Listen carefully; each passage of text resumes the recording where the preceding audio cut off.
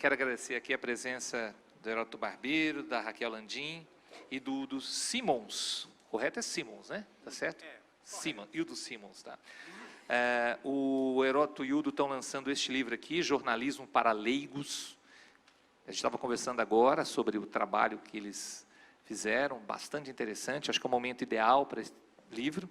E a Raquel, Why Not, que é um livro que ela vai falar um pouquinho também, que trata de investigação sobre a JBS, né, os irmãos Joesley e Wesley. Vocês devem ter acompanhado este caso, que repercutiu bastante aí no 2016 para cá, né, que começou quando 2017, né? Então a Raquel vai falar um pouquinho sobre isso. A gente não tem um tema específico, evidentemente vamos falar de jornalismo, de rede social, de tudo que envolve as novas tecnologias no jornalismo. Eu estava conversando com os dois ali rapidamente e perguntando se o jornalismo tem vida, e a Raquel me falou uma coisa bem legal, falou: o jornalismo está pulsante, né? Diferente do que muita gente acha, o jornalismo está pulsante, ou seja, eu acho que cada vez mais é necessária a presença do jornalismo e do jornalista. Então, vou passar a palavra para a Raquel, ela vai falar um pouco da carreira dela. Ela está há 6 anos na Folha de São Paulo, tem uma coluna na Folha de São Paulo, e ver o quê? Vamos aprender um pouquinho com os nossos 3 convidados aqui. Em primeiro lugar, muito obrigado pela presença de vocês. Você prefere esse ou você prefere esse? Tanto faz. Porque a gente tem vários microfones aqui, todo tipo que você quiser, tá? Olá, bom dia. Tá funcionando? Tá, né? Vou falar um pouquinho, acho que é bacana a gente fazer disso aqui um bate-papo, então abrir bastante espaço para vocês para perguntarem, que afinal é o nosso ofício.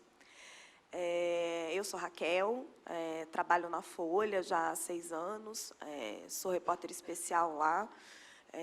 Isso significa que eu tento buscar alguns temas e me aprofundar um pouco mais para eles, no sentido investigativo, mas na economia e na política. Faço uma coluna de opinião para o site às sextas-feiras. Já estou nessa estrada faz tempo. Comecei no Valor Econômico, onde eu fiquei lá 9 anos. Foi minha primeira escola aí de jornalismo, desde que o jornal foi fundado. A gente estava lá na primeira turma, brincando de fazer jornal, até o jornal sair. Depois passei pelo Estado e cheguei na Folha. Agradeço ao Mackenzie a oportunidade de estar aqui hoje. Eu vim contar um pouquinho para vocês sobre o Why Not, que é um livro que eu lancei pela Intrínseca agora, é meu primeiro livro, é quase um filho, em maio. O Why Not é um livro-reportagem investigativo independente sobre a história do clã Batista, da família Batista, dos irmãos Joesley e Wesley, que criaram esse gigante que é a JBS. Então, a gente reconta ali desde a fundação da empresa como um açougue, na época da construção de Brasília, e vai trazendo para os dias atuais, culminando aí com a prisão dos irmãos, quando estourou a delação premiada da JBS, né? Então, é um livro que tenta recontar toda a ligação que eles tinham com os governos do PT, mas não só, também com outros partidos políticos. Eles tinham um link muito forte ali com o MDB. Ele vai acompanhando toda a construção do Império, até chegar aos momentos dos bastidores da delação e da prisão dos irmãos, e um epílogo aí para seguir os passos futuros. Mas aí, mais para frente, eu vou contando um pouquinho para vocês sobre conforme vocês forem perguntando, a gente vai conversando sobre o fazer de um livro-reportagem, que é muito diferente de uma matéria de jornal, ou mesmo de um post de uma rede social. Acho que é um outro mundo, assim, te permite olhar de um outro lugar. Mas a gente vai conversando com calma durante o nosso bate-papo. Obrigada. Obrigado, Raquel. Heródoto, vou fazer uma apresentação. Olá, bom dia. Muito obrigado pela gentileza do convite. Eu trabalho no Grupo Record, na Record News e também no nosso portal, que é o r7.com. Sou editor-chefe e âncora de um jornal multiplataforma, e é sobre isso que eu vou dar alguns toques, que é o Jornal da Record News, que começa, teoricamente, às 9 às 10, mas quando você está na multiplataforma, você trabalha 24 horas. Então, vou dar uma pequena ideia, pode ser até que vocês desistam da carreira depois de souber que a gente tem que trabalhar muito mais agora, pelo mesmo salário, né? Então, basicamente, é isso que eu vim falar aqui. Bom dia, gente. É cedo, né? Jornalista não gosta de acordar muito cedo, não. Não. Heródoto acorda às 6, mas, enfim, 5. Obrigado, gente, por vocês estarem aqui. A gente tem passado, a gente lançou o livro Jornalismo para Leigos, que, na realidade, é o seguinte. Eu e Heródoto, a gente tem uma parceria profissional já de uns 25 anos, a gente já trabalhou em alguns lugares juntos, a gente faz outros trabalhos além de estar num veículo. Então, a gente começou junto na CBN, lá no meados da década de 90, e a gente veio, enfim, ao longo desse tempo, trabalhando em alguns lugares. E uma dessas nossas parcerias é esse livro. Eu já saí desse ambiente de redação há um certo tempo, eu migrei, eu tive uma carreira no Correio Brasiliense, na Rádio CBN, no Grupo Estado, e depois ultimamente, eu faço conteúdo de uma forma bem contemporânea, ou seja, eu escrevo livros, faço ghostwriter, faço uma produção de conteúdo informativo para uma série de lugares, sem especificamente uma emissora, um veículo.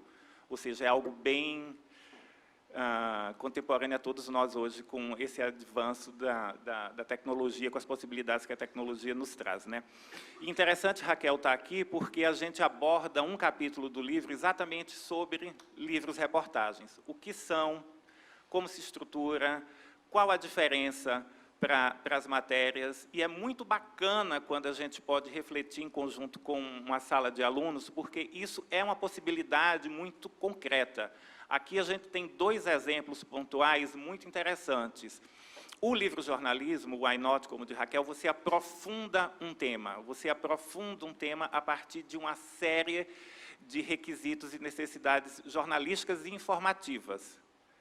Como a Vanderlei falou, o jornalismo está muito vivo, e isso é um grande mercado que a gente tem hoje, que a gente pode atuar. Por que o jornalismo está muito vivo? A gente precisa fazer uma distinção entre o ofício do ser jornalista e o negócio jornalismo. Como negócio, o jornalismo está se redefinindo, está se redescobrindo. Então, assim, essa mídia que a gente tem nas mãos hoje, que é o celular, é uma mídia móvel. Amanhã ou depois pode não ser mais ela, pode ser algum outro wearable, como se fala em inglês, alguma tecnologia que a gente vai vestir e que a gente vai utilizar. Só que, independente dessa moldura, a gente tem informação, a gente tem conteúdo aqui dentro. Então, como negócio, o jornalismo está tentando se redescobrir e definir seus caminhos, mas como ofício, a gente vive um momento muito fértil da nossa atuação. E é um pouco disso que a gente vai refletir aqui hoje, Heródoto dando esse aspecto do telejornalismo, né? Raquel trazendo, eu acho que um pouco essa questão do livro, e a gente aborda tudo aqui. Quando a gente escreveu, essa série chama Para Leigos, não é que as pessoas sejam leigas, né? A série é para leigos porque qualquer assunto para uma maior audiência possível. E a gente pensou muito nesse contato com os alunos. Quando a gente escreve com uma linguagem mais simples, a gente tenta sair do jargão e a gente tenta trazer uma realidade que jornalismo é um processo. Jornalismo é uma caminhada, e uma caminhada de longa distância. Não é uma corrida de 100 Bolt em 100 metros a gente resolve, não é isso. Jornalismo é um caminho, é muito árduo, são vários obstáculos que a gente tem que passar, e a gente tenta refletir isso um pouco. Então, assim, obrigado por vocês estarem aqui, por fazerem isso hoje com a gente. Como a Raquel disse, eu acho que a gente tem que fazer aqui um bate-papo. E eu falei para eles que vocês perguntam demais, assim, que é absurda a quantidade de perguntas que vocês têm para fazer. Eu vou começar, então, com uma provocação. Eu estava conversando com alguns alunos ontem, falando sobre essa questão do jornalismo. A gente vive, e sempre isso, atualmente a gente vive um momento difícil, né? Fica parecendo que o imperfeito não participa do passado, como se o jornalismo não tivesse vivido nenhum momento difícil, né?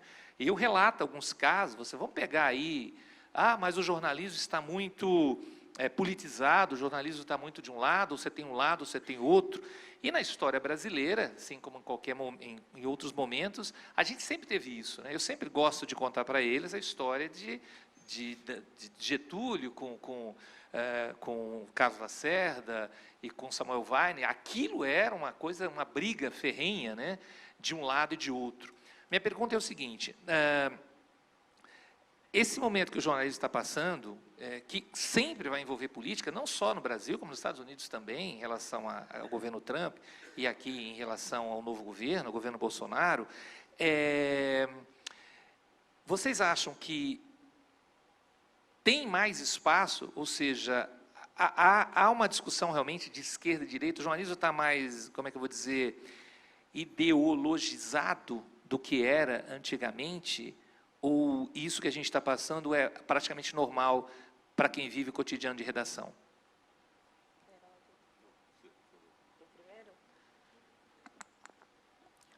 Olha, eu acho que, respondendo um pouquinho a sua pergunta, eu acho que a sociedade está muito polarizada, né? O Brasil vive hoje aí, acho que isso é inegável, desde ali do período pré-impeachment, entrada pelo governo Bolsonaro, existe essa polarização enorme da sociedade, né, entre o que se chamam, que acho que é uma definição tão antiquada, mas enfim, de direita e esquerda.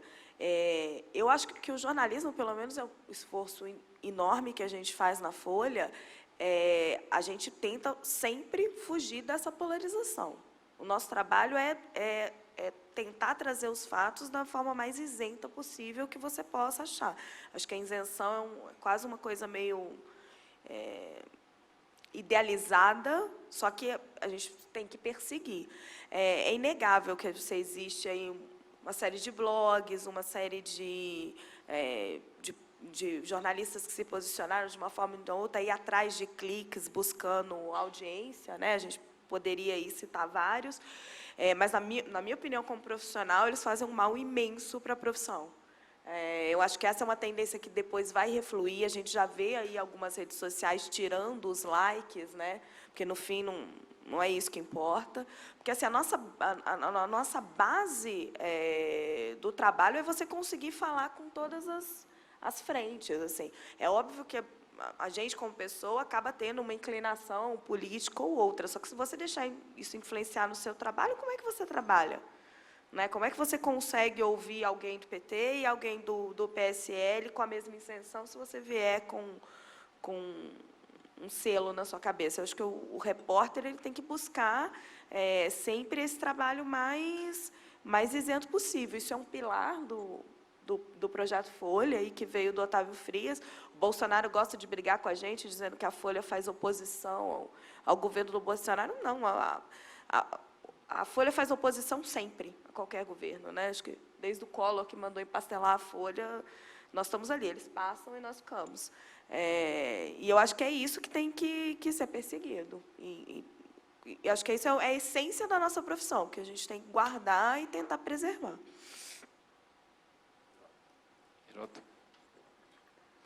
Bom, queria acrescentar o seguinte.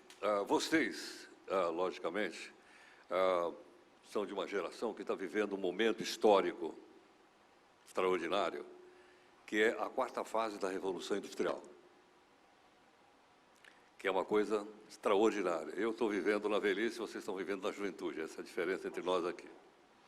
Essa quarta fase, ela simplesmente virou a sociedade contemporânea de perna para o ar. Você vai dizer, bom, mas a Revolução Industrial teve outras fases. Essa quarta, já aconteceram 3 fases e as coisas não mudaram tanto, é verdade. A primeira fase da Revolução Industrial, geralmente ela está ligada à questão da força motriz. Ela começou com a máquina a vapor no final do século XVIII. Levou 100 anos para o homem pegar a Maria Fumaça, aquela que a gente vê nos filmes de Bang Bang, né, e botar no museu. E aí nós substituímos, então, a força motriz do vapor pela força motriz da eletricidade, e aí começou, então, a produção em massa. Nas grandes produções, automóveis, então, a sociedade de massa está diretamente ligada a isso. Bom, não levou 100 anos, levou 60 ou 70, para que ela passasse rapidamente pela propulsão do petróleo, a era do petróleo, que ainda nós estamos vivendo hoje, né? A gente abre a folha, está lá os pepinos do petróleo no mundo atual, muito rapidamente. Mas o que é curioso, o que é interessante, é que nessa terceira fase, os seres humanos começaram a usar a tecnologia cada vez mais para a industrialização. Então, os seres humanos começaram a aprender a programar as máquinas, e cada vez que eu programo as máquinas, a produção aumenta muito, o custo aumenta bastante, enfim, as coisas andaram muito rápido. Nessa quarta fase que nós estamos vivendo agora, no que ela diferencia as demais, entre outras coisas? É o fato que, atualmente, as máquinas estão programando as máquinas. Pô, falar que máquina está programando a máquina, nós estamos falando de realidade ou estamos falando de ficção científica? Não sei. Eu estou lendo o livro do Stephen Hawking, chamado Uma Pequena História do Tempo, e eu estou completamente confuso, né? Eu já era confuso antes, depois que eu li esse livro, estou ainda mais confuso. Ou seja, máquina programando a máquina. Se vocês pegarem o livro do Harari, que eu recomendo que leiam, 21 lições do século XXI, capítulo 4, fala sobre emprego. O capítulo fala sobre inteligência artificial. Eu fiquei apavorado com o que eu li naquele quarto quadro. Fiquei apavorado. Por que razão? Porque você vai dizer, bom, em outras fases da Revolução Industrial, também aconteceram processos disruptivos, ou seja, destrutivo e criativo. Isso vem desde o primeiro tear, quando os teares deixaram de ser manuais e passaram a ser automáticos, foi o primeiro disruptivo. Todo mundo que trabalhava com tear perdeu o emprego quando chegou o tear automático. No movimento da Inglaterra, ficou conhecido com o nome de ludismo, começo do século XIX. Aí o que os funcionários fizeram? Pô, nós estamos sem emprego, pô. Os caras se juntaram na porta da fábrica e disseram, o que nós vamos fazer? Apareceu lá um líder sindical, chamado Ludd. O Ludd disse o seguinte, vamos entrar e quebrar essa porcaria. Invadiram as fábricas e quebraram as máquinas. E ficaram na porta da fábrica esperando o cara chamar eles para, né, vamos voltar lá para trabalhar. O que o cara fez, o empresário? Ao invés de chamar a turma para dentro da fábrica, ele fez o seguinte, ele disse, compra novas máquinas. E aí não tinha mais tecelão, porque as máquinas eram automáticas. Nós estamos passando por essa fase elevada a não sei quantas categorias. Ou seja, nós estamos numa fase disruptiva muito rápida, com a destruição muito rápida das atividades que a gente conhecia até pouco tempo atrás, e a criação de muito poucas. E no meio desse turbilhão, adivinha quem está? Nós, os jornalistas. E por que razão? Esse aqui é velhinho, hein? Certo ou não? Criaram esse negócio aqui, ó. Aí me colocaram na mão do povo. Eu nem vou repetir a frase do Humberto Eco, qual foi? Que a internet colocou na mão dos imbecis, é isso ou não? Bom, essa é do Humberto Eco, não é minha, vê lá, hein? Colocou isso aqui na mão do povo. E aí o que aconteceu? Isso aqui é muito mais do que um equipamento de recepção, isso aqui é um equipamento de emissão simultaneamente. Ou seja, isso aqui recebe, isso aqui emite, isso aqui interage, colocou na mão das pessoas. Ora, no momento que isso aqui coloquei isso aqui na mão das pessoas, o mundo está mudando por causa disso aqui. Dê o nome que vocês quiserem, internet, o que vocês quiserem. Muito rapidamente. E por que nos atingiu? Nos atingiu porque eu vou atravessar aqui a rua Piauí, aí eu vejo lá um acidente. O que nós fazemos quando a gente vê um acidente aí? Pimba, foto. Não é isso ou não? E pomos aqui. Então, se eu sou capaz de pimba, foto, e colocar aqui, eu sou capaz de passar uma informação. Qual é a informação? O cara foi atropelado. Mando lá para meus amigos do WhatsApp, mando não sei para onde, está por aqui, certo? Agora, vamos supor que, além de eu tirar a foto e mandar para meus amigos, eu pare e comece a perguntar o seguinte, por que o cara foi atropelado? Será que o sinal estava vermelho? Será que o sinal estava verde? Oh, chegou o guarda, o cara... Aí eu começo a apurar. Aí eu começo a juntar um monte de informação. E se eu chegar à conclusão que o cara realmente atravessou no sinal vermelho e a culpa é dele, e eu publicar aqui, o que é que eu fiz? Eu peguei a matéria-prima básica do jornalismo, que se chama informação, fato, e transformei em notícia. Então, qualquer cidadão do mundo, hoje, que for capaz de transformar fato em notícia, o que ele é? Como é que chama isso? Jornalista? Chama jornalismo isso ou não? Quer dizer, qualquer um pode ser jornalista? Se eu conseguir fazer essas coisas dentro desses parâmetros, qualquer um de nós é jornalista. Nem preciso vir fazer faculdade. Eu fiz a Casper Libre, até eles me mandarem embora. Tá certo ou não? Ou seja, de repente, olha o que aconteceu. Aí você não, pera um pouquinho. Espera um pouquinho. Os caras publicam qualquer bobagem aqui, pô. Certo? Aí vem uma enxurrada do que a gente chama de fake news. Graças a isso aqui. Certo ou não? Tá? Hoje tem até uma seção que eu gosto muito no G1, que é fake ou fato. Então eles mostram, eu acho bacana, criamos até uma seção, gente, só para fake news, olha que legal. Tem horóscopo, tem futebol, tem política e tem fake news. Virou sessão. Aí você, putz, então o fake news é um fenômeno que está ligado a isso? Não sei. Não sei. Tá por quê? Irmão, fake news está ligado à internet. Em 1924, eu nem era nascido ainda, hein? 1924. Há controvérsia? Há controvérsia. O candidato a presidente da República, salvo engano, era o Venceslau Braz. Naquela política, já ouviu falar, café com leite e tal, ia ser café com leite de novo. 1924. Muito bem. Alguém para tentar impedir que o café com leite continuasse, a oligarquia antiga aqui, publicou uma carta na primeira página do jornal Diário da Carioca, no Rio de Janeiro, e assinou o nome embaixo, Venceslau Braz, metendo o pau nos militares, esculhambando com os caras. Sabe o que aconteceu? O exército se levantou no Rio de Janeiro e disse, esse cara não vai tomar posse. Olha o que ele falou da gente aqui. O Venceslau correu lá no jornal e disse, gente, essa carta não é minha. Essa letra não é minha. Essa assinatura não é minha. Que nome que eu vou dar a isso? Fake news? Fica mal falar fake news de 1924, pô. É melhor falar carta falsa. Agora eu digo, o fenômeno é ou não qualitativamente o mesmo? É. Quantitativamente não, qualitativamente é. E se quiser avançar um pouquinho mais ali, para frente, um pouquinho ali, 1937, ditadura do Vargas. O Vargas seco para dar um golpe de Estado. Precisava de um fato. E aí o que acontece? A polícia secreta do Vargas descobre um plano para os comunistas tomarem o poder no Brasil em 1937. Tem o nome de Plano Cohen. Não tem nada a ver com a monja, hein? Que é minha amiga. Da mesma escola de budismo que eu. Tá certo? Mas não vou entrar em detalhe. Enfim, o que era aquilo? Os comunistas vão tomar o poder. O que o Vargas fez? Não vou deixar.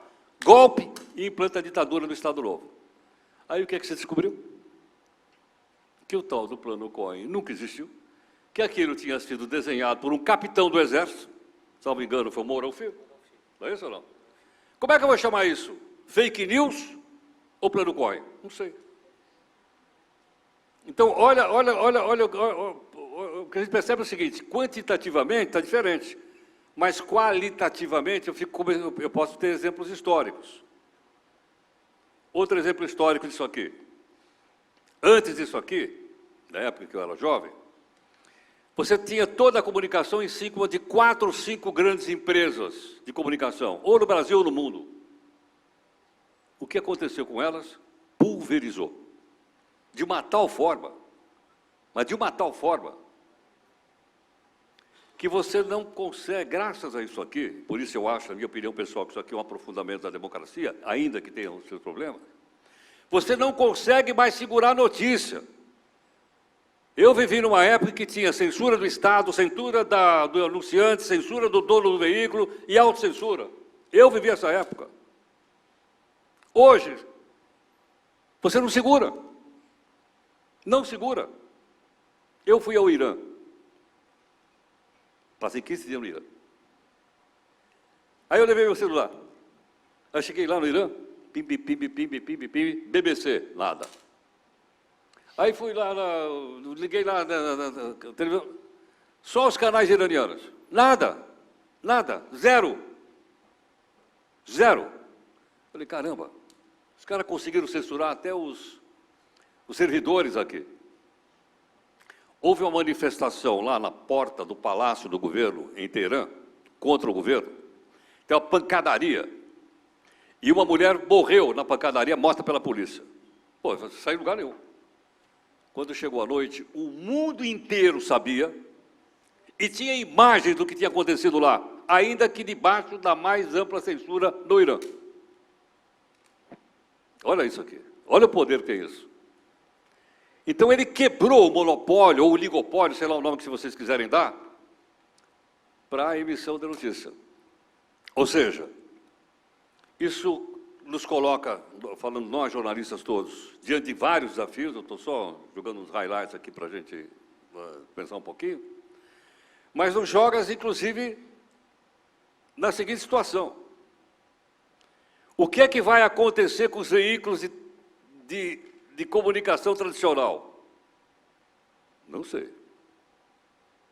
Quando você estuda história um pouco, e eu fui obrigado a estudar, eu dei aula de história um pouquinho antes de ser jornalista, e quando o processo histórico começa, não segura mais.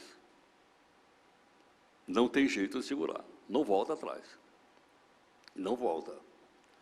E aí vem os disruptivos. Vou dar um exemplo. Imagine se eu, por exemplo, estivesse vendo ali em 1450, no mosteiro, e alguém viesse lá no mosteiro, como no livro O Homem da Rosa, maravilhoso, e dissesse assim, queria comprar um exemplar da Bíblia. Você vende para mim? Vendo? Quando que eu posso passar aqui para pegar o meu exemplar da Bíblia em latim? Era a única língua. Passa daqui 2 anos que está pronto. Como assim 2 anos? Vou ter que copiar. Eu sou copista. A única forma de difundir qualquer tipo de conhecimento é cópia, tenho que copiar. E aí? Mas é bacana, pô, é um livrão maravilhoso, já viram no museu? Tem aquelas letras bonitas, chama iluminuras. Certo ou não? Eu passo lá e pego o livro em latim. Agora, suponha que um maluco ali perto, do mosteiro onde eu vivia, Mainz, na Alemanha, perto de Frankfurt, e o cara tem um carimbo enorme, está lá no museu, um carimbo, e o cara vai, pimba, carimba, a capa da Bíblia. O velhinho se chamava Gutenberg. Você já sabe do que eu estou falando. Certo? Aí eu vou lá para o velhinho e falo, seu velhinho, eu queria comprar a Bíblia. Ele falou, olha, sabe de uma coisa? Eu estou pegando aquele carimbão que eu tenho aqui, que fica todas as letrinhas penduradas nele, e agora estou tirando as letrinhas de um carimbo e colocando no outro. As letrinhas são os tipos. Eram fixos, ele transformou em tipos móveis. Então, o que esse cara está desenvolvendo? Esse cara está desenvolvendo a prensa. Eu não entendo por que às vezes, me ensinaram na escola, que ele tinha inventado a imprensa. O cara não inventou a imprensa. O cara inventou a prensa. E eu aprendi na escola que era imprensa. Aí ele inventou a prensa. E daí? Bom, daí é o seguinte, faz 1000 exemplares para mim da Bíblia. Olha, era um. Faz 1000. Faço. Seu nome. Essa escola conhece bem. Martinho Lutero. Você vai publicar a Bíblia? Mas você vai publicar em alemão? Aí eu fiz uma tradução da Bíblia do latim para o alemão. E aí? Aí o cara pega, publica 1000 exemplares da Bíblia em alemão e entrega para as pessoas. O que aconteceu com o desenvolvimento do conhecimento? O que aconteceu com a Igreja Católica? Rachou ou não? Quebrou. No começo em 2 partes, depois mais. Quebrou em 2 partes. O cara quebrou com a difusão do conhecimento. Isso aqui é difusão de conhecimento. Ainda que caiba tudo aqui dentro. Então, eu pergunto o seguinte, como é que eu vou, então, hoje, alcançar o público que eu e meus colegas tentamos, a Amanda está aqui, trabalha conosco lá, pendurado apenas no veículo de televisão. Isso aqui mudou tudo. Então, nós, já há algum tempo, chegamos à seguinte conclusão. Nós não temos outra alternativa senão transformar o nosso veículo em multiplataforma, que é o esforço que nós estamos fazendo. Eu acho, não é mérito meu, nós somos o primeiro jornal multiplataforma eletrônico do país. Eu estou lá há 8 anos, 9 anos. Quando cheguei lá, a primeira emissão foi feita na TV e na internet simultaneamente. De cara, eu fiquei pensando, caramba, o que a gente vai fazer com esse jornal aqui na internet? Mal sabia eu o que estava acontecendo. Hoje, o que nós fizemos? Nós acrescentamos todas as plataformas possíveis, todas, simultaneamente. Hoje eu não sei mais para que veículo eu trabalho. Eu não sei, sinceramente, mais para que veículo eu trabalho. Por que razão? Porque está na multiplataforma, que é uma tentativa, é um esforço da gente alcançar as pessoas onde quer que elas estejam,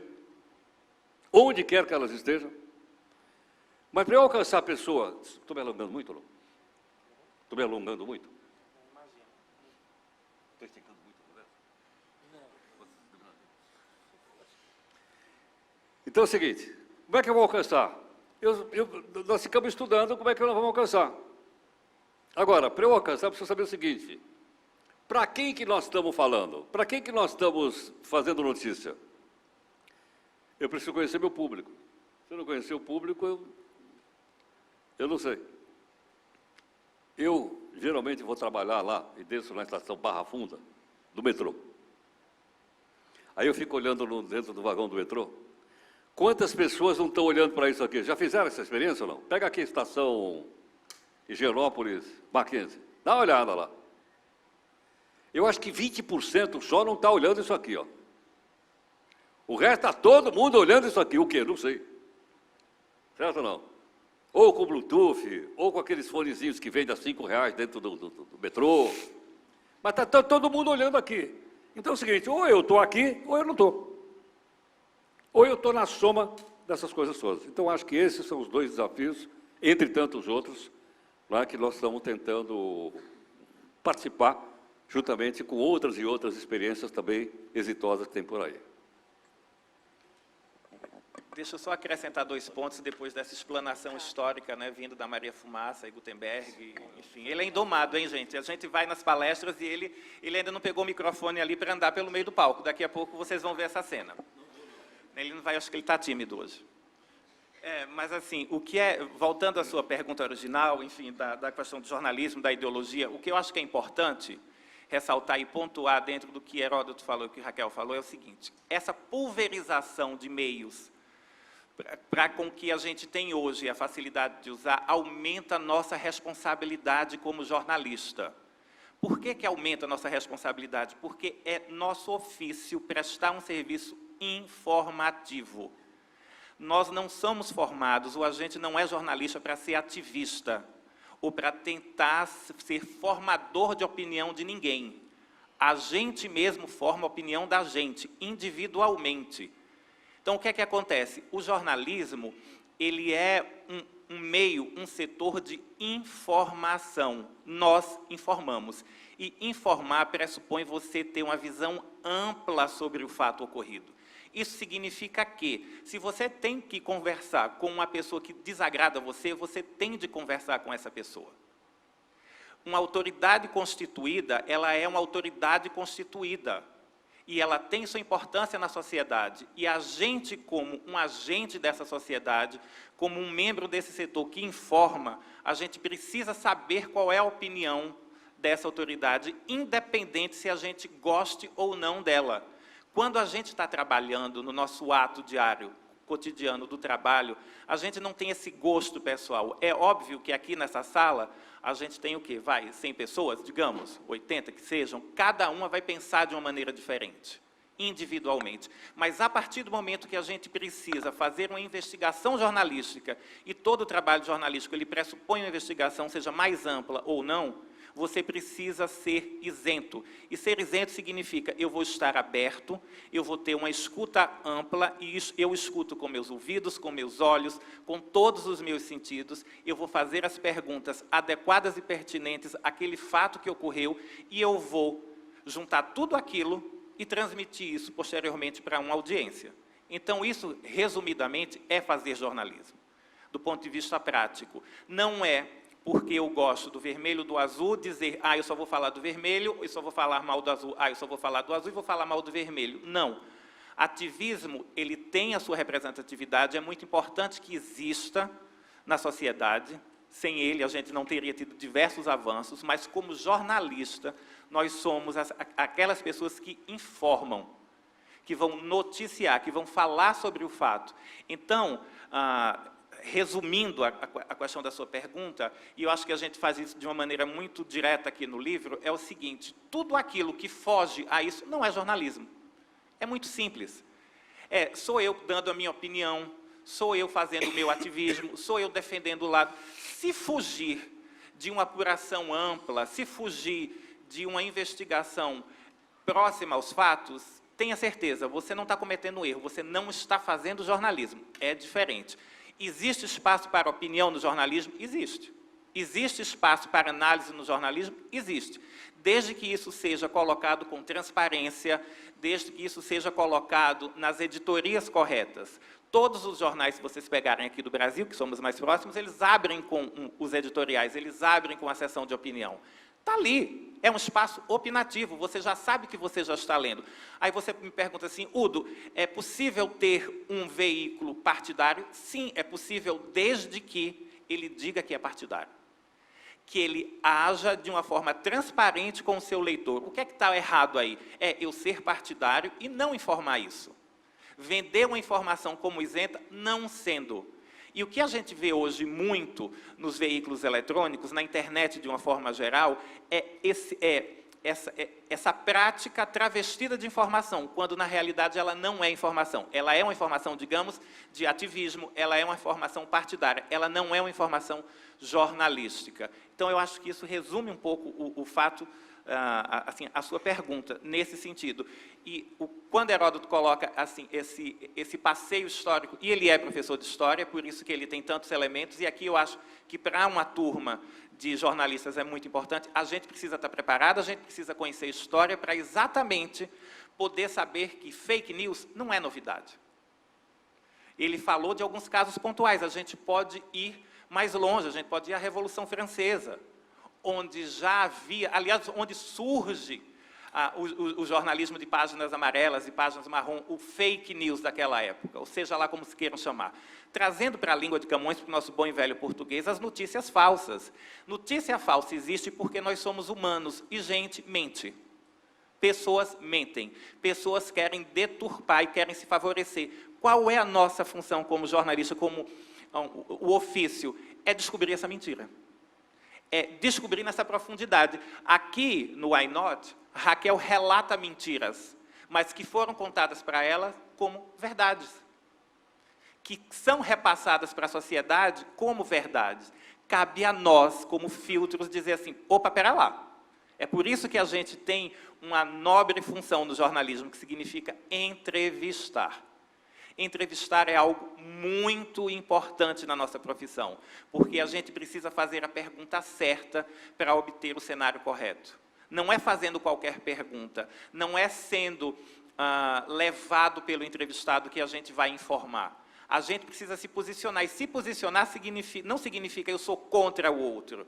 Eu quero esclarecer o fato, e eu esclareço o fato com perguntas. Eu esclareço o fato tentando fazer uma narrativa mais próxima daquilo realmente que aconteceu, não daquilo que eu queria que tivesse acontecido, ou não daquilo que eu acho que poderia ter acontecido, ou eu vou falar algo diferente porque para mim isso vai me cair. Não, como jornalista, e é por isso que é um dos grandes motivos que a gente precisa ser ético, porque a gente não inventa história. A gente vai até o limite do nosso saber, da nossa informação. Tudo que vai além, tudo que a gente cria para ficar bem, para ser uma frase de efeito, para ser uma imagem ok, não compõe. Se ela não compõe o fato, se ela não relata o fato, não é jornalismo. A gente está lidando com algo que está mal feito, que é uma outra história. Então, esse é um ponto reflexivo que eu acho que pode ficar de uma forma simples, né? É isso. Pessoal, quando que alguém quiser levantar a mão aí, fique à vontade, tá? Não vamos ter o tempo para a pergunta depois. Como a gente estabeleceu no início, é um bate-papo. Eu queria pegar o gancho do Heródoto, que falou da questão da rapidez da informação e que você é um emissor e não só um receptor, e em cima do que o Udo falou em relação à credibilidade, eu vou perguntar para a Raquel, e estendo também para vocês, a questão se o livro-reportagem, a grande reportagem, ela é uma... É claro que não é uma novidade, né? Há tempo se faz grande reportagem no mundo, mas continua sendo uma saída para um aprofundamento do jornalismo, para um aprofundamento de um assunto que às vezes não fica tão esclarecido nas páginas dos jornais, ou na televisão, ou no rádio. E pode falar em cima do que você fez também. Claro. Eu não tinha uma experiência de livro-reportagem até começar esse trabalho, né? 20 anos de carreira, mas a minha carreira sempre foi em cima do jornal, e aí depois que o jornal migrou para a internet, sempre esse trabalho mais do dia a dia. E foi uma experiência muito interessante, assim, porque quando você começa a fazer um livro-reportagem, você fala de um outro lugar e a fonte fala de um outro lugar. Então, à medida que eu ia fazendo as entrevistas, a primeira sensação que eu tive é que eu imaginei falar, não, vou gravar tudo, vou transcrever tudo para ter o máximo de segurança possível. Foi impossível, porque assim, é uma história onde todo mundo gravou todo mundo, mas ninguém queria ser gravado, né?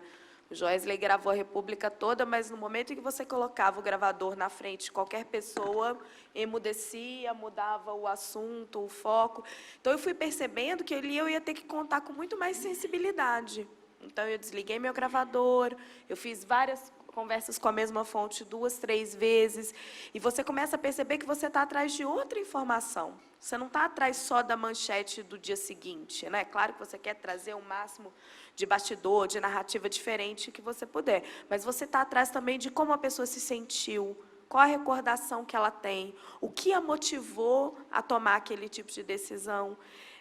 Enquanto eu não consegui entender ali a psique dos meus principais personagens, que eram o Joesley, o Temer, o Janot e outros, você não conseguia entender o processo decisório. Então, isso foi muito interessante para mim, assim, muito rico.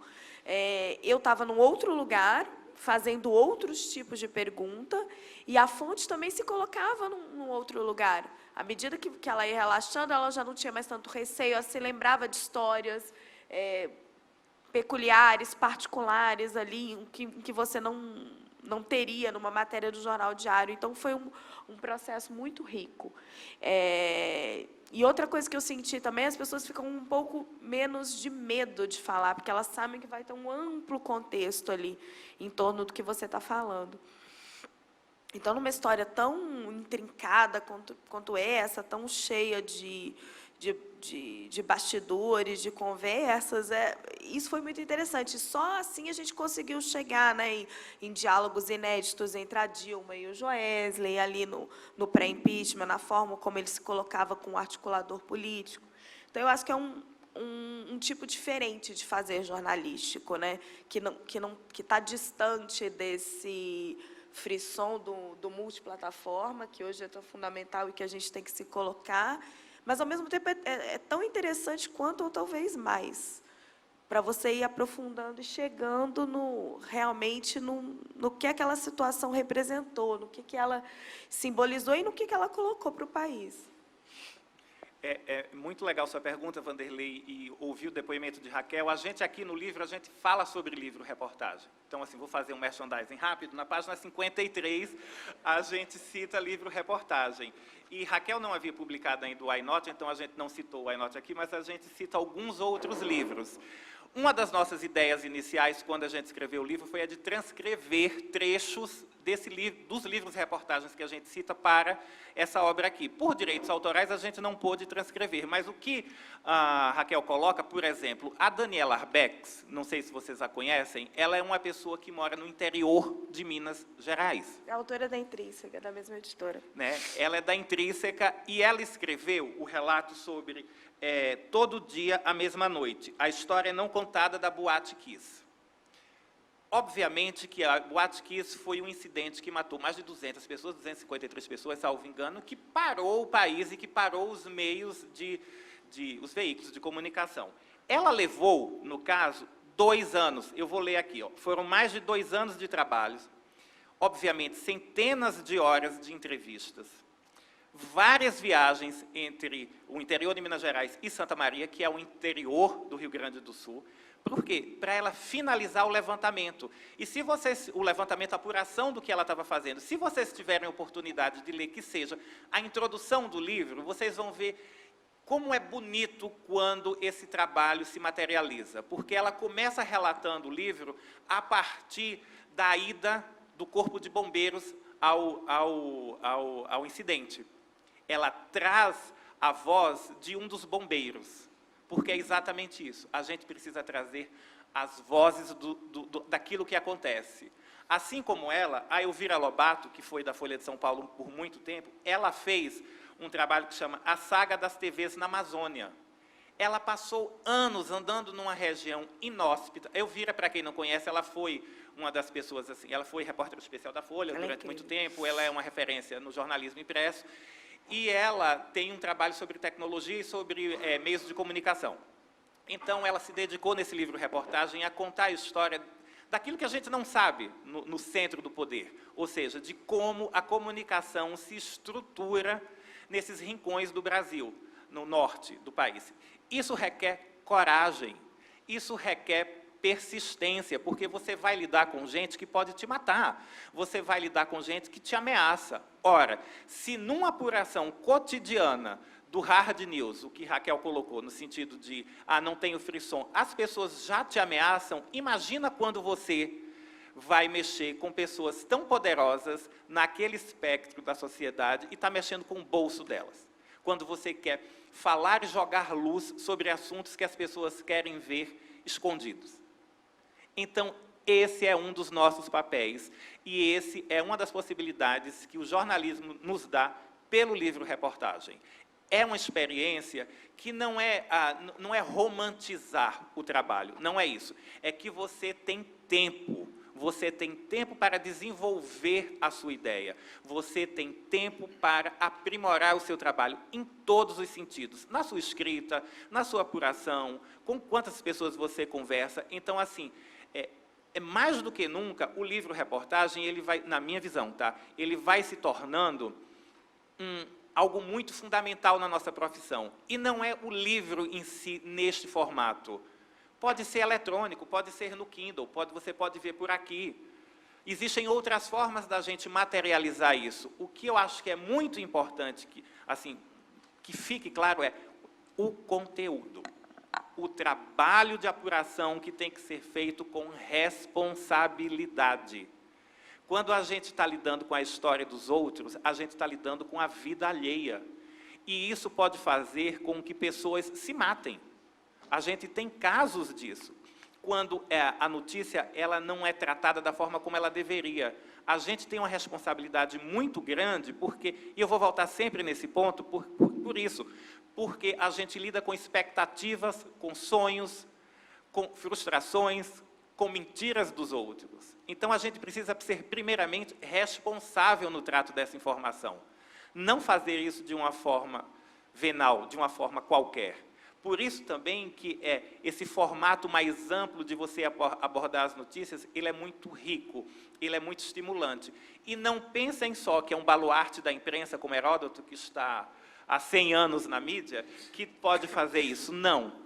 Vocês podem fazer a partir de onde vocês estão, com o conhecimento que vocês têm, na profundidade que vocês têm e com a capacidade técnica que vocês têm. O importante é reconhecer as limitações. Não reconhecer as limitações como algo errado que não vão ser transponíveis, mas reconhecer essas limitações no sentido, bem, eu tenho como crescer. Fazer um livro-reportagem é um amadurecimento também. Eu acho que seria válido, Raquel, talvez você contar um pouco do seu processo, como foi a sua decisão em querer fazer o Why Not? Porque, por exemplo, eu trabalhei na mídia escrita há muitos anos. Tem várias matérias que eu queria aprofundar a partir de um determinado ponto, que não pude fazê-lo, por quê? Porque não tinha tempo, porque não havia contexto, porque não havia espaço para que isso acontecesse. Mas são histórias que ficam ali, você pode retomá-las em algum momento da sua vida. Então, eu acho que seria interessante que você pudesse falar um pouco. Alguém tem alguma pergunta primeiro, que eu acho que ele pegou? Meu nome é Frederico, primeiramente. A minha pergunta é assim, qual que é a diferença entre uma reportagem mais aprofundada e um livro-reportagem? E, assim, quando você tem uma reportagem mais aprofundada, dá para você ter muitos detalhes. E é uma coisa, às vezes, muito quente, uma matéria quente. No livro-reportagem, ela acaba ficando um pouco fria depois de um tempo, mas você acaba tendo um pouco mais de detalhes. Eu queria saber qual a diferença entre uma coisa e outra. É uma boa pergunta. Eu acho que são níveis, gradações que você vai chegando, né? Quando você trabalha numa reportagem como a da Piauí, às vezes na Folha a gente tem esses espaços, o Estado também acaba tendo, você está buscando, de alguma forma, os mesmos elementos que você está buscando na reportagem, que é o bastidor, é trazer aquela informação através de uma história. Só que ali ainda você tem um limite, né? De espaço, de tempo, onde você pode colocar. O livro é como se você pegasse uma grande reportagem e mergulhasse ainda mais fundo. Eu acho que são duas coisas muito parecidas. Só que no livro você tem que ir você tem que tentar ir um pouco além. Por exemplo, o que eu estava falando para vocês antes, dessa coisa da psique das pessoas, né? O Joesley é uma figura muito polêmica e determinadas coisas eu não conseguia entender, determinadas decisões que ele tinha tomado, como entrar no palácio para gravar o Temer e tal. E aí, eu resolvi, atrás das histórias de entender quem era essa pessoa, a gente até abre o livro com um prólogo, que é uma história da infância dele, que para mim foi fundamental para entender de quem é que eu estava falando. Conversando com a fonte, a pessoa me contou que quando ele era bem pequeno, um dia eles moravam lá em Brasília e ele sumiu de casa. E a mãe procura dali, cadê o Joesley, que era o filho caçula, cadê? Fulano viu, não viu, sai procurando pela praça ali em Brasília, né? Sai da quadra, vai olhando, e aí me disseram que ela, olhando ao longe, viu a cabecinha loira dele, assim, lá no fundo, no meio do campinho de futebol, falou, nossa, mas... Chegou lá, ele estava abaixado, cavando um buraco. Tinha cavado e estava metido ali dentro, assim, já estava por baixo. E ela falou, Joesley, meu filho, o que você está fazendo aí? Aí ele falou, estou procurando petróleo, mãe. Ela falou, mas petróleo? Aqui no Cerrado não tem petróleo. Não, mãe, mas onde que tem petróleo? Ah, lá no mar, lá nas Arábias, Joesley, aqui eu não sei. Então, ele, desde muito pequeno, tinha essa coisa dentro dele da ambição, de onde ele estava realmente buscando as coisas, né? Então, foi tentando procurar entender esse personagem que conforme você vai trazendo a história dele, ele é um empresário sem escrúpulos, um cara totalmente agressivo, que fazia todo tipo de manobra para chegar onde ele quisesse, mas, ao mesmo tempo, tinha uma história, eles têm uma história totalmente apegada à família, eles são um clã muito forte. Você vê, os Odebrecht brigaram loucamente, e eles continuam totalmente unidos. Então, para tentar chegar entender decisões que ele tomou, eu tive que tentar entender o que era ele. Então, eu acho que o livro-reportagem ele te dá essa oportunidade, sabe? De você realmente se aproximar e traçar o perfil dos seus personagens. Eu acho que isso que vai te trazer um grande diferencial. Respondendo um pouco o que você me perguntou, assim, eu já vinha tentada a escrever um livro, né? Conforme você vai entrando mais e mais no mundo do jornalismo investigativo, é uma coisa que vai te dando exatamente essa vontade que você falou, né? De entrar em algumas histórias mais a fundo e tal. A história da JBS era uma história que eu já acompanhava, porque eu sou repórter de negócios, né, há muitos anos. A gente achava estranhíssimo o grande crescimento daquela empresa, como é que ela vinha, de onde tinham surgido aqueles caras que, de repente, tinham conseguido um monte de financiamento público. Eu já conversava com o Joesley. O meu primeiro contato com ele foi numa reunião... Eu fazia um monte de matéria contra a JBS e eles não me atendiam. A JBS não tinha assessoria de imprensa, não tinha canal nenhum de comunicação. Então, um dia eu resolvi ir atrás dele numa reunião para analistas, né, que eles fazem de bolsa, para explicar um pouco. A hora que acabou, eu chamei ele num canto do palco, falei, ó, Joesley, eu sou a Raquel, do Estadão, na época eu trabalhava no Estadão, eu estou fazendo um monte de matéria contra a sua empresa e eu não vou parar, cara. Me atende, porque eu não vou parar. E aí ele deu risada, falou, não, eu vou te dar uma entrevista. Eu falei, tá bom, então tá, então estou esperando. Cheguei na redação, falei, o Joesley falou que vai me dar uma entrevista. Aí o editor deu risada, falou, vai nada, tá te enrolando. Aí ele pegou e marcou. Aí eu chamei um colega, o Davi Friedlander, que hoje é o diretor de redação lá do Estado. Falei, Davi, vamos lá comigo que a coisa vai ser feia, né? Porque ele era acusado já de um monte de corrupção. Chegamos lá, ele deixou a gente esperando uns 45 minutos na sala. Não, isso 2009, 2010. Ele deixou a gente esperando um tempão lá na sala. Quando vê, ele entra pela sala igual um furacão, bate a porta no canto e falou assim, o que eu fiz que a imprensa só fala mal dessa empresa? Será que eu joguei pedra na cruz? Obviamente foi o título da minha entrevista, né? E aí a gente olhou e falou, nossa, começou bem, né? E aí o Davi esse dia me deu uma aula de jornalismo, porque ele foi ali...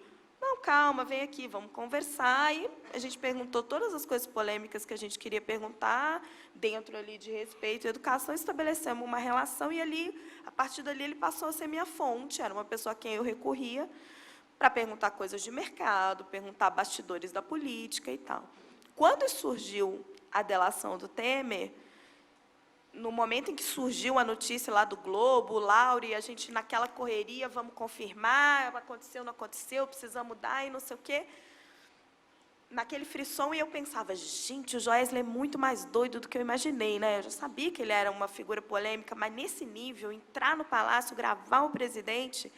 E eu voltei para casa essa noite, eu nem conseguia dormir. Eu falava, cara, isso vale muito um livro.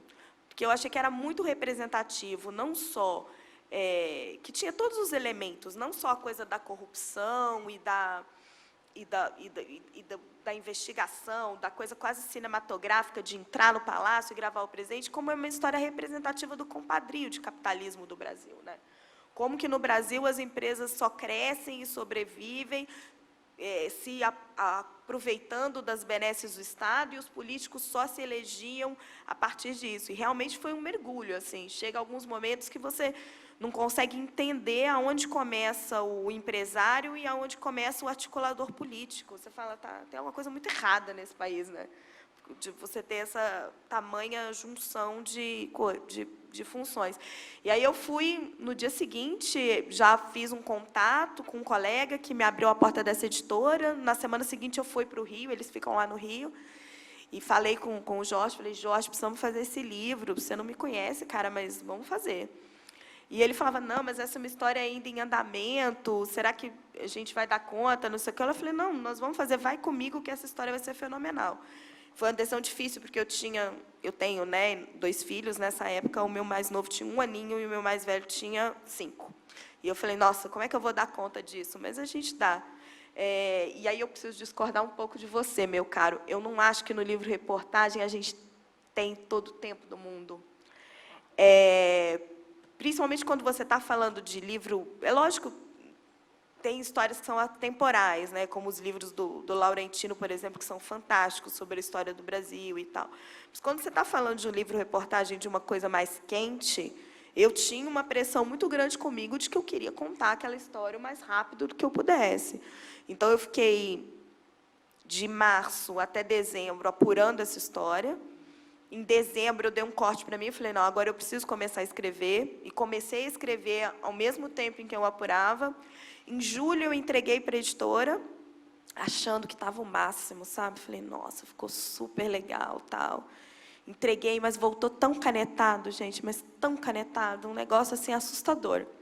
E conforme eu ia lendo o que a preparadora de texto tinha feito, que ela é fantástica, eu chamo ela de minha coautora, você ia lendo e é quase um filhote, assim, né? Você fala, puta, mas ela quer que eu mude isso. E aí você olhava de novo, nossa, mas ela está certa, né?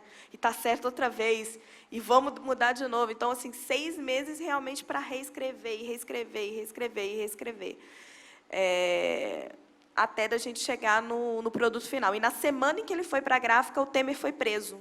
E eu falei, me devolve meu livro, que eu preciso atualizar o epílogo. E saí correndo atrás de apurar como é que tinham sido as condições da prisão dele, como é que ele tinha se sentido, onde é que ele estava, o que tinha acontecido, para realmente tornar atual. Então, eu acho que quando você faz um livro de jornalismo a quente, vamos colocar assim, você continua tendo uma pressão do deadline. Eu acho que é um negócio que vive com a gente para a vida. E eu também acho, igual você falou, acho que é uma plataforma que está aberta, acho que todo mundo pode se aventurar ali. Só que eu acho que, para mim, foi importante já ter feito num ponto da carreira onde você já tem uma experiência corrida grande. Porque eu acho que você vai absorvendo todas aquelas informações, você vai ganhando maturidade, você vai aprendendo a lidar com a fonte, a estabelecer relacionamentos de confiança, né? Muita gente me pergunta, poxa, um assunto tão polêmico, como é que você conseguiu que as pessoas falassem com vocês? Assim, muita gente eu não vou poder contar para vocês, porque foi conversas off the record, mas eu, graças a Deus, consegui com que quase todos os personagens que eu queria desse livro falassem comigo. E o argumento era um só, falar, olha, quem não conta a sua história, contam por você. Então, para falar mal de você tem um mundo, para falar bem só tem você. Vem comigo, porque se você quiser que o seu posicionamento esteja refletido aqui, eu estou aberta, eu quero contar todos os lados dessa história. Então, isso é uma coisa que você vai pegando com o tempo e você vai juntando todas aquelas ferramentas. Assim, jornalismo é prática, gente. É uma coisa assim que eu acho que a escola é fundamental para você aproveitem para ler todos os livros, para ler menos livros de jornalismo, leiam sobre política, ciência política, história, tragam mesmo uma bagagem de pensamentos, mas o jornalismo é prática. Você vai aprender no dia a dia, conforme a sua vivência, sabe? A Raquel de 20 anos atrás não teria escrito esse livro. A Raquel, que não era mãe, não teria escrito esse livro, porque não teria a mesma percepção fina ali do sentimento das pessoas. Então, eu acho que é um caminho, é uma estrada. Você não discorda de mim, não. Ela fala, como é seu nome? Fred, é interessante observar alguns pontos que ela colocou. O que ela está falando existe um tempo, você chega uma hora que você tem que entregar. Então, você tem que entregar, você tem até esse tempo, que é o famoso deadline, a gente precisa escrever até aí, a gente precisa produzir até aí. Então, efetivamente, você vai ter um tempo X para poder produzir. E uma hora você tem que largar. Depois que isso for publicado, eu nem li mais, porque eu tenho medo, depois eu vou querer mudar, não vou poder. Isso é um ponto. Não vai ler. O segundo ponto interessante de perceber é perceba a ansiedade do jornalista. A gente sabe um assunto e a gente quer colocar isso. A gente quer logo colocar isso. É isso que ela está trazendo. Assim, então, eu preciso, isso está quente. E quando você faz a pergunta no sentido de, tem uma diferença, né, que tem um frisson no hard news e é mais frio no livro-reportagem, não é bem assim. Porque você pode ter uma informação exclusiva que só você sabe e que, de repente, você conseguiu na apuração desse fato, nessa apuração mais demorada, e você vai publicar no seu livro. Então, ela vai se tornar relevante, ela vai se tornar quente, porque você descobriu, porque você publicou. O que, de repente, não daria para ser feito numa apuração mais rápida ou num prazo menor. Então, essa é uma das diferenças. É muito importante a gente voltar para esse ponto de que a informação é o que atrai. A informação é que é a estrela do nosso ofício. Então, você precisa ter uma informação exclusiva, você precisa ter uma informação com conteúdo, você precisa ter uma informação bem apurada. Raquel coloca, eu não teria escrito isso aqui há 20 anos, porque ela não tem a maturidade. É isso. Só que o fato de você não ter a maturidade, ou no caso, o fato da gente estar num processo, não inviabiliza o fato de você fazer, de tentar fazer. Mais uma vez, você vai fazer até onde você consegue fazer. Talvez não seja o melhor, talvez você retome. E outra coisa interessante é que, nesse tempo de mídias digital, a gente não precisa mais dos veículos para expressar. Você precisa do financiamento, você precisa pagar, todo mundo precisa pagar aluguel, comer, etc. e tal, né? Isso é normal. Então, você vai precisar do dinheiro, mas você tem espaços online onde você pode escrever. Você não precisa escrever um post só com 4 parágrafos, com 4 orações. Agora, obviamente, você não vai usar no Facebook, não vai colocar isso aqui no Facebook. Não é isso, entendeu? Então, você tem maneiras e maneiras de tentar. O importante, eu acho, é que, assim, falando um pouco sobre essa revolução que Heródoto mencionou no começo, né, do 4.0, é entender que existe o formato e existe o conteúdo. O conteúdo, ele continua sendo o conteúdo. Ele é importante, você tem de adequá-lo para o formato, seja um livro-reportagem, seja uma notinha. Eu tenho certeza que, nesse processo, Raquel deu notas sobre o assunto no trabalho dela. Correlatas, entendeu? Que ela foi descobrindo no meio da apuração. Então, é assim, você pode fazer isso num podcast, você pode fazer isso num documentário. Então, assim, o importante existem formatos. Eu não posso esquecer que eu preciso aprofundar o assunto, que eu preciso ter essa responsabilidade no trato e, sim, ter os prazos para entregar. Né? Minha primeira pergunta é para a Raquel, primeiro a Zainab, né? Raquel, num livro como o seu, não seguir a linearidade acaba complicando a compreensão? E para os três... Não seguir, desculpa, Flor. Não seguir a linearidade. Fazer um storytelling alinear, por exemplo. E essa é para os três. Para vocês, o jornalismo realmente é oposição e o resto é armazém de secos e molhados? Você até tinha comentado que a Folha sempre fez oposição. E o jornalista, ele tem esse histórico de oposição. Carlos Lacerda é a prova disso. Para vocês, o jornalismo é meramente oposição? Bem, vou responder primeiro a sua primeira pergunta. A gente não usa uma linha linear aqui no livro. A gente separou em algumas fases. Então, assim, eu começo o livro com os bastidores da delação. Que eu fiquei imaginando, eu falei, cara, eu não vou fazer o cara ler até o final para poder chegar onde ele está mais curioso, vamos colocar assim. Então, assim, o primeiro capítulo do livro, depois desse prólogo sobre a infância do Joesley, é o momento em que ele e o Wesley se sentam e decidem fazer a delação premiada. Então, assim, o que eles ponderam, o Wesley não queria, achou que não era o momento da empresa, eles iam abrir o capital nos Estados Unidos, estavam levando tudo para fora. Joesley estava aflito, falou, cara, se eu não delatar, vão me delatar. Eu não tenho mais essa opção de ficar esperando. Então, assim, eu vim trazendo esses bastidores da delação até o momento em que eles saem do país, né, aquele vídeo em que o Joesley pega o avião e vai embora e deixa aqui a bomba para explodir no nosso colo. E ali, sim, eu faço um corte, trago para a história do seu Zé, ali desde de Brasília, e vou trazendo até o momento em que eles são presos, e aí a última parte começa a conversar com a primeira. Foi um desafio no começo. Os editores falavam, puxa, será que vai dar certo? Será que as pessoas vão conseguir entender? Em alguns momentos a gente teve que retomar, mas eu acho que foi bacana, que valeu a pena. Eu acho que a história não precisa ser contada sempre linearmente. Eu acho que você... Agora, por exemplo, a gente está trabalhando no roteiro dele, né, para uma série. E aí eu estou nessa questão de vender os direitos audiovisuais e comecei a trabalhar junto com uma produtora que seria um primeiro roteiro, e a gente usou muito isso, né, de ir misturando as duas cenas, né, a vida do seu Zé lá em Brasília e a vida de um bilionário do Joesley aqui. E acho que isso é muito rico, eu acho que não precisa ser necessariamente. Quando você pergunta, o jornalismo é só oposição, você colocou quase numa coisa meio pejorativa. O que eu sinto como oposição não é dizer eu faço oposição ao governo, é oposição no sentido de que nós cobramos, sempre, qualquer governo.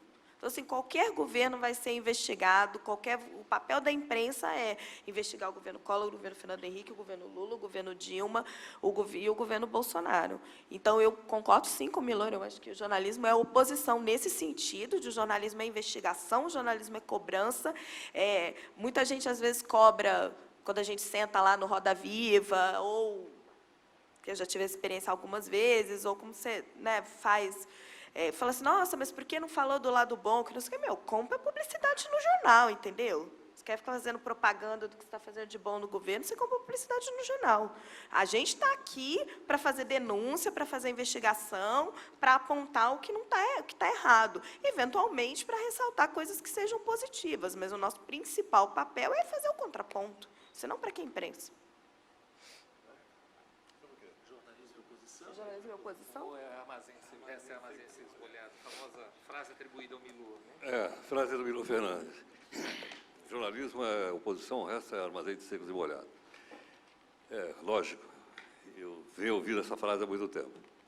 Só queria dizer o seguinte, nós aqui estamos em duas pontas diferentes, não sei se vocês perceberam. Ela com o livro reportagem, eu trabalho com o dia a dia. Nós estamos exatamente em dois pontos distantes do trabalho dia a dia. O trabalho dela, eu suponho que é um trabalho de pesquisa e tal. O meu trabalho é um trabalho braçal. Começa às 3 da tarde e vai até 10h30 da noite. Esse é meu trabalho. Juntamente com a minha equipe, logicamente.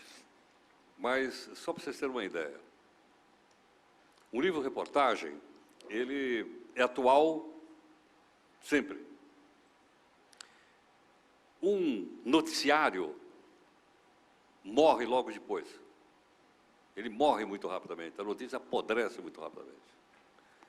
Então, veja o desafio que é você mexer com o chamado jornalismo diário. Agora, veja que é muito mais difícil pelo seguinte. Nós trabalhamos 9 da noite. 9 da noite, todo mundo já sabe tudo o que aconteceu. É ou não é? Aí eu fico pensando lá com o meu pessoal assim, que mais que nós podemos dizer para esse pessoal que eles não saibam? Que já leu tudo, né? Olha que bruta desafio. Aí, bom, segunda-feira de manhã saiu o boletim Focus, do Banco Central. Será que 9 horas da noite eu vou falar do boletim Focus? Todo mundo já sabe, pode nem interessar o meu público. Não dá. Então, o que nós vamos fazer?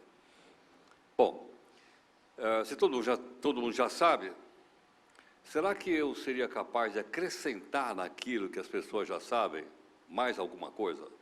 Vou dar um exemplo. Ontem foi divulgado, durante o dia, que agora vai ter um projeto da criação de um juiz de instrução. Eu falei, o que será que diabo é juiz de instrução? Bom, se eu não sei, provavelmente meu público também não sabe. Será que é interessante para o público? Então eu preciso de alguém que explique de uma maneira fácil, didática, simples, porque meu público, como falei para vocês, é o pessoal que anda de metrô, não é o pessoal que lê a Folha, que é o pessoal mais sofisticado.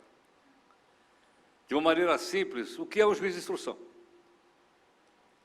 Então, a gente traz o cara para falar o que é juiz de instrução. Ou seja, às 9 da noite, o único hard news que nós damos é o que aconteceu à noite. Só. Se alguma coisa aconteceu durante o dia, mas foi modificada à noite, nós vamos dizer, não. Porque todo mundo já sabe. Por esse motivo, o jornal lá da Record, ele tem 3 entrevistados toda noite. 3, um por bloco. Sobre 3 assuntos que visam o quê? Ou criar a opinião da pessoa, ou explicar alguma coisa de maneira didática, ou trazer mais informações para as pessoas entenderem aquilo que se passa. Esse é o nosso objetivo. Ou seja, nós temos consciência do seguinte, nós queremos que o nosso público, não importa em que plataforma ele esteja, nos acompanhando, que ele forme a sua própria opinião. E ele é capaz de formar, desde que alguém explique aquilo de uma maneira didática, simples, fácil, para a pessoa poder entender. Aí ele forma a opinião. Eu falo muitas vezes no ar, olha, nós não estamos aqui para fazer a sua cabeça. Nós estamos aqui para informar você corretamente, explicar para você, e você chegar à conclusão que acha que deve chegar como cidadão. Porque no passado, nós éramos assim um pouco pastores de ovelha. Nós é que conduzimos o rebanho para lá e para cá. Né? Eu tenho procurado não repetir isso. Ou seja, de partir do princípio que a pessoa muitas vezes pode não ter uma universidade, pode não ser culta, mas ela é um cidadão. Ela tem sonho, ela tem vontade, e ela forma opinião. E quando eu aprendo alguma coisa, para você ter uma ideia, eu só faço perguntas de leigo.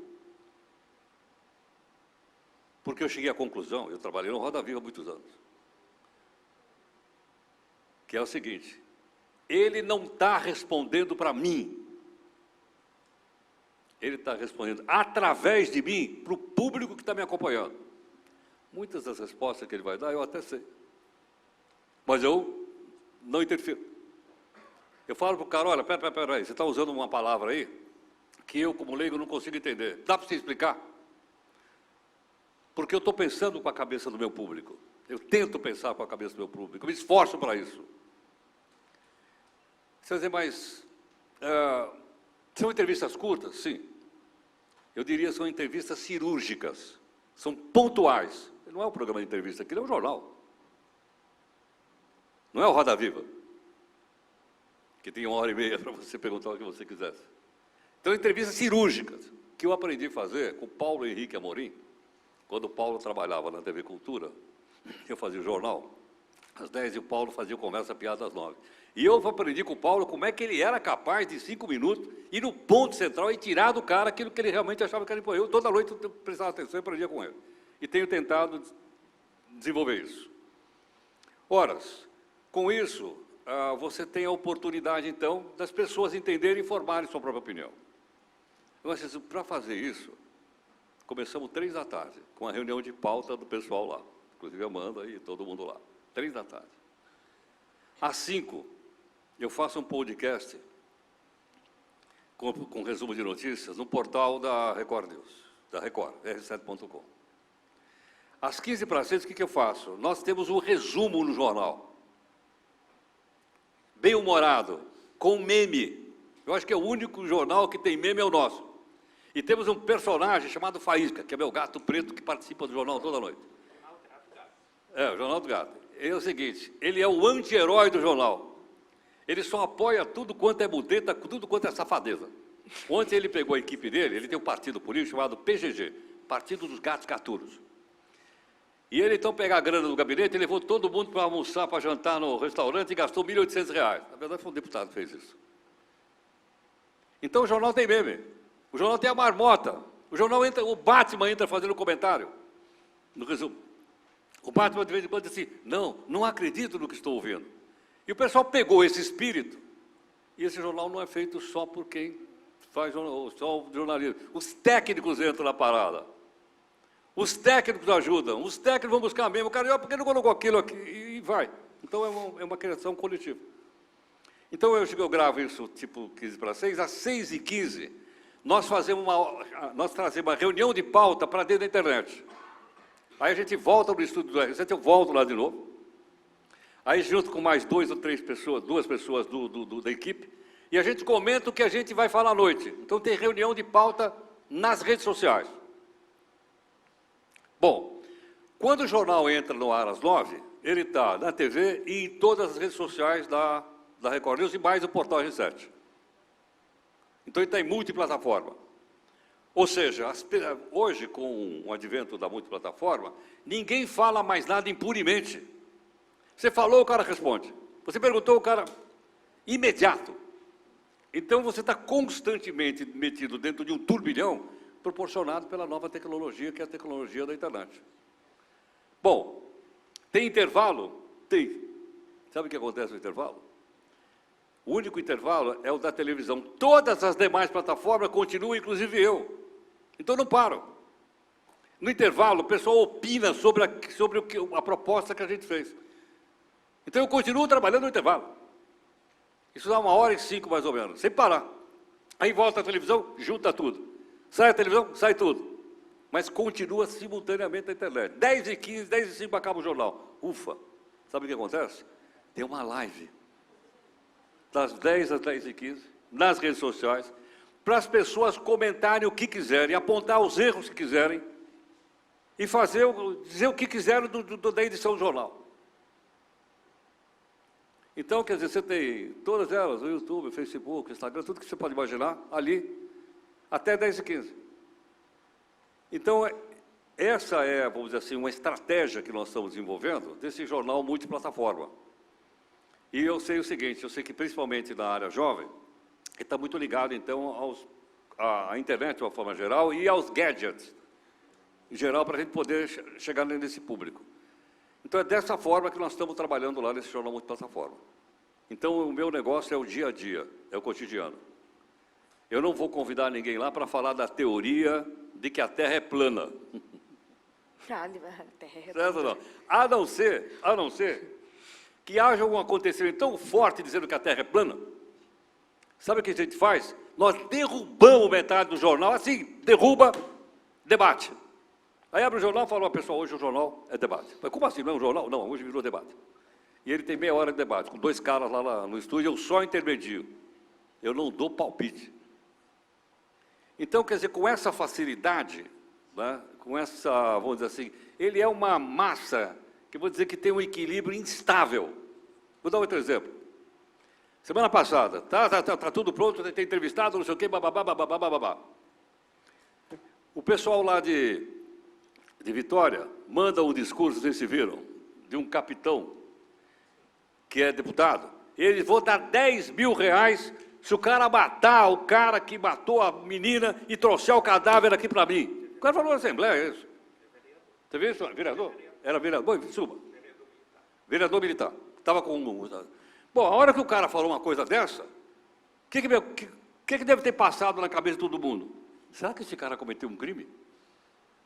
Eu não sei, eu não sou jurista. Vamos correr atrás de um cara, de um professor de direito, muitas vezes daqui do Mackenzie, para explicar para a gente se o cara cometeu ou não um crime. E pimba, achamos o cara. Você vai dizer, e o que foi feito? Cai tudo, derruba tudo. Por isso passou a ter uma tal importância naquele horário, ninguém tinha isso, que a gente derrubou tudo e colocamos um professor, não sei se foi do Mackenzie ou de outro lugar, cara que conhece, fala fácil para eu poder entender, senão eu não entendo. Se o cara vier com juridiquês, eu não entendo. E o cara disse, não, o cara acaba de cometer um crime, código número tal, babá. Foi derrubado dessa forma. Então, esse é um trabalho, vamos dizer, da outra ponta do jornalismo, não é? que é o trabalho do dia a dia e mais. Estou reforçando isso. Mergulhado dentro das redes sociais. É um inferno. Mas você está adorando, pelo jeito, né? Mas você está adorando, né, Heródoto? Porque muitos jornalistas resistem a essa mudança. E é bacana ver como ele embarcou. Tecnologia não é um negócio para você resistir, é para você se aproveitar dela e utilizar. Ele é um jornalista transjornalista, gente, porque o jornal dele foi considerado um transmídia, o primeiro telejornal transmídia, então eu chamo ele de transjornalista. Ou seja, ele está se adaptando às novas fases. Pessoal, infelizmente a gente está com o tempo bastante corrido, vai ter outra palestra na sequência, então tem mais uma pergunta ali, e aí eu vou pedir que, após essa pergunta, vocês já façam as considerações, tá bom? Por gentileza. Eu sei que tem mais gente para perguntar, mas a gente está com o tempo apertado, tá bom? Olá, meu nome é Brenda, tudo bem? A minha pergunta é para o Heródoto, mas caso vocês queiram responder em relação a isso, ficam à vontade. Heródoto, eu sei que você tem muita experiência com as transformações da comunicação e também a sua relação com a política, com a religião, com a história. Você, como âncora do jornal da Record News, diretamente ligado a essa produção, o que você carrega como essência nessa transformação das transmídias, do jornal transmídia, né? O que você carrega como essência? O que você carrega como essência do jornal transmídia? A área? O que você tem como essência do jornal? Bom, só respondeu rapidamente, desculpa. É o seguinte, olha, o fato de a gente estar mudando de plataforma não quer dizer que os princípios básicos do jornalismo, eles mudem, aquilo que o falou, não me importa em que plataforma eu estou fazendo. Jornalismo é jornalismo, não importa em que plataforma. Pode ser na plataforma de tinta e papel, pode ser no Bits e Bytes, pode ser sinal de fumaça. Mas nós temos compromisso, como lembrou a Raquel, e eu abro o jornal e digo, olha, esse jornal transmídia, através dela você pode cobrar da gente, toda noite eu falo, cobrar da gente busca de isenção e busca de interesse público.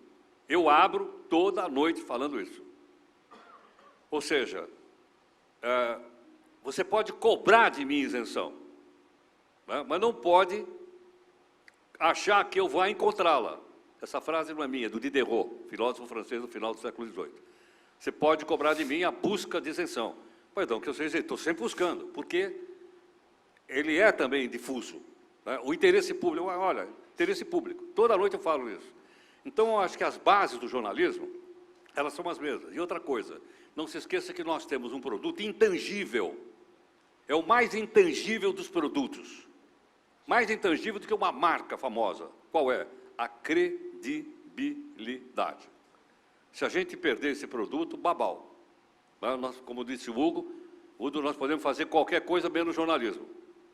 Tá certo? Jornalismo, para ser jornalismo, tem seus limites, tem os seus limites éticos, tem os seus compromissos com a sociedade, com o interesse público. Então, eu acho que não importa a plataforma. Se isso está contemplado, ele é jornalismo, seja lá em qual plataforma seja divulgado. Tá, então, eu queria só agradecer o convite e a participação de todos vocês e, assim, resumidamente é isso.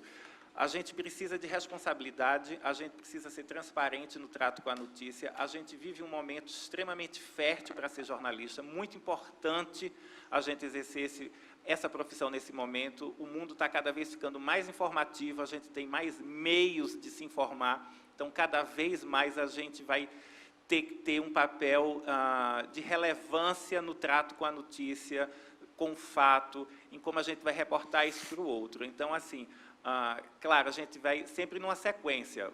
Vocês que estão se formando agora vão dar continuidade a esse revezamento no longo dessa corrida. Então, assim, é muito importante que vocês lembrem, assim, que o fato ele tem a sua relevância por si e que a gente está ali não para julgá-lo, não simplesmente para se opor a ele. A gente está ali para levar a informação dele para a maior quantidade de pessoas possível. Então, resumidamente, é isso. Gente, quando eu estava, ainda antes do período que vocês estão no colégio, no cursinho, eles levaram alguns profissionais para ficar fazendo palestra para a gente, e no dia que era o da jornalista, eu sou de Juiz de Fora, lá em Minas. Levaram lá uma jornalista no meu colégio e ela desfiou um rosário de lamentações. Que tudo era ruim, que a profissão era difícil, não sei o quê. E eu sempre fui meio brava, falei para ela, então por que você está aqui? Você sabe quem você é? Eu sabe se um dia eu vou ser o Heródoto Barbeiro? Você não sabe, então não vem ficar aqui botando um monte de regra para mim. Então era isso que eu queria trazer para vocês, é o seguinte, é difícil, não vai ser fácil arrumar o primeiro emprego, paga mal, ninguém vai ficar rico, mas é uma profissão gostosa demais.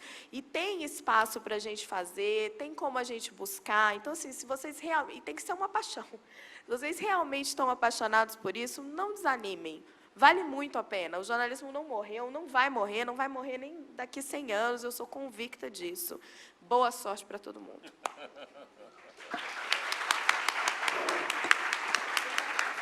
Queria agradecer Udo, Heródoto, Raquel por esse bate-papo. Sempre começa assim de forma tímida, né? Mas depois, infelizmente, não dá tempo de responder todas as questões. Mas já ficou, o Heródoto já fez um convite aqui para a gente, quem quiser depois também, a gente pode organizar grupos para fazer uma visita lá, para acompanhar o telejornal. A Antônia está aqui da Record, a Amanda também. Então, a gente pode organizar alguns grupos, né? Estão sempre com as portas abertas para o Mackenzie, e a gente conhecer um pouquinho os bastidores lá do trabalho do Heródoto e da equipe dele. Então, agradeço muito a vocês, Udo, obrigado por ter vindo. Heródoto, mais uma vez, o Heródoto vem aqui desde o início do curso, está sempre aqui colaborando conosco, a gente está sempre explorando o Heródoto. A Raquel, acho que é a primeira vez que vem aqui. Brigadíssimo, Raquel, por esclarecimentos também. Obrigado a vocês que estiveram aqui presentes. Eu acho que esse papo foi muito esclarecedor e mostra a importância. Isso que a Raquel falou, a gente sempre teve uma coisa aqui, desde o início do curso, de que é não trazer jornalista que vive falando mal da profissão. Porque você depende dessa profissão e vem aqui desestimular o aluno. Então, a ideia é essa, é falar das dificuldades, mas mostrar que o jornalismo é importante na nossa vida, e é importante também ter uma boa formação, como a Raquel explicou muito bem, histórica, social, para você poder exercer bem essa profissão. Tá bom? Então, muito obrigado a todos vocês, obrigado a vocês também.